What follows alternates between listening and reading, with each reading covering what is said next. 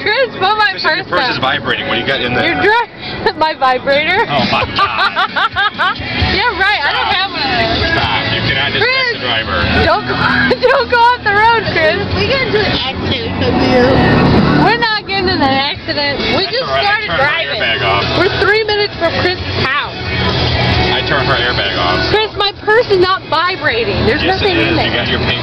You turned my airbag off. You want me to die? Oh, is it on? It's off. It's on. It's on. Why'd you turn it Tristan, off? please stop doing that. Chris, this is for memories. When we're 80 years old in a wheelchair, we'll watch this. And we'll be like, do you remember them days when we were young and we used to do things like, you know, take road trips?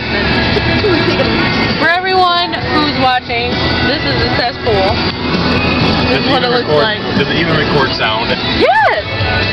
Chris, why would I be talking if there was no sound on the... Oh my God. Everybody who's watching, I know that's stupid. this is the cesspool.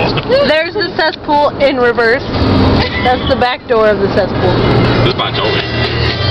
I'm going to turn this off for now. Wave goodbye, Chris. Hey, see ya.